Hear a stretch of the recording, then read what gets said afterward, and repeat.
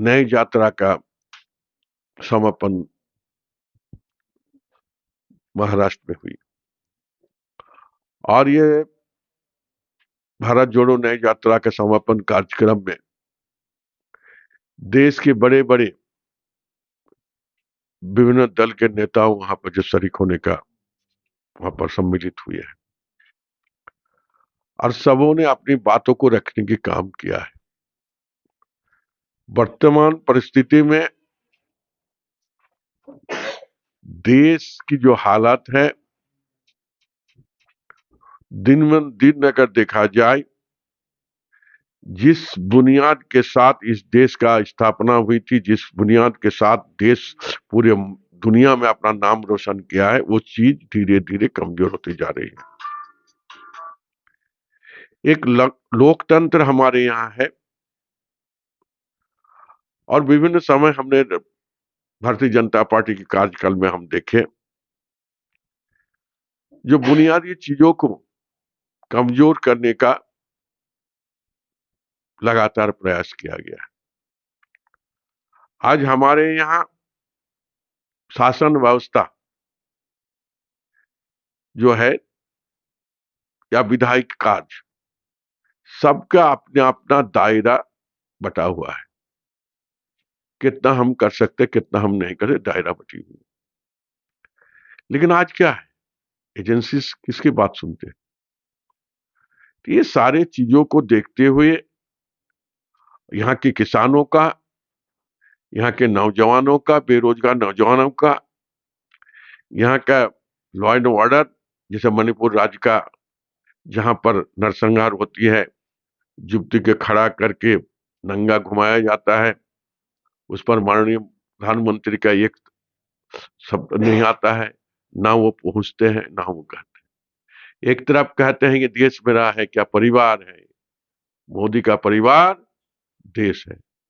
तो भाई वो मणिपुर भी तो इसी देश में है, वो तुम्हारा परिवार जल रहा है, तुम्हारा बेटी बहन क्या बोलते इज्जत लूटा जा रहा है, उस पर तो एक शब्द बोलो भाई। तो नहीं बोलते। ये सारी बिंदुओं को देखते हुए सारे दलों ने यह तय किया है कि इंडिया गठबंधन के तहत चुनाव लड़कर इस देश का जो इस देश के जो लोकतंत्र है और यहाँ पर जो संविधान है उसको कैसे रक्षा किया जाए, इसी दिशा में हम लोग ने काम किया।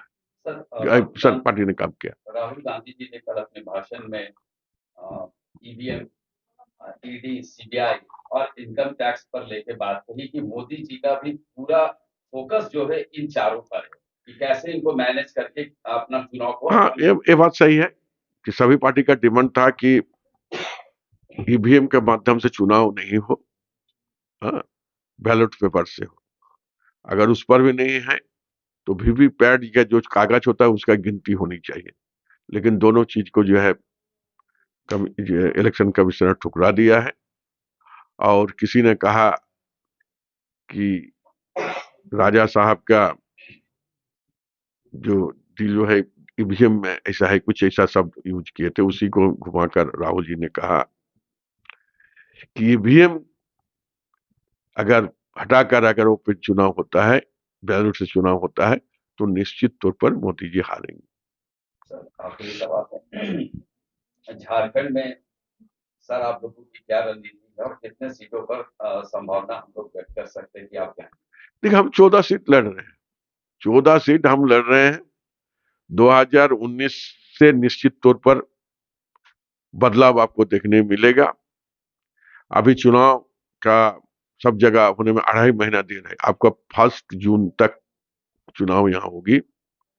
चुनाव का बिगुल बज चुका है, अब उम्मीदवार की घोषणा होने वाले हैं और जब जनता के बीच में जाएंगे तो निश्चित तौर पर दोबारा आपसे बात करके बताएंगे जब हम कितना सीट जीत सकते हैं। फिलहाल आज यहीं तक। चयन के लिए सीईसी की बैठक होती है जिसमें सीएलपी, पीसीसी और पीसीसी इंचार्ज की मौजूदगी होती है। आप दिल्ली कब जा रहे हो सर? कांग्रेस के उम्मीदवारों का अंतिम रूपरेखा झारखंड को लेकर कब? देखिए, ये पहला होता है कि स्क्रीनिंग कमेटी होता है, एक बार हो चुका है, दोबारा बैठने की बात है, दोबारा बैठने की बात है। हो सकता है कि कल बैठे, आज भी बैठे। और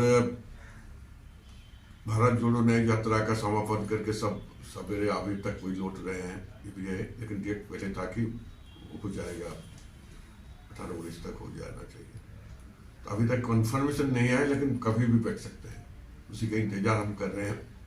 और जैसे ही स्क्रीनिंग कमेटी के द्वारा भेज दिया जाता है तो फिर सीईसी का मीटिंग होता है।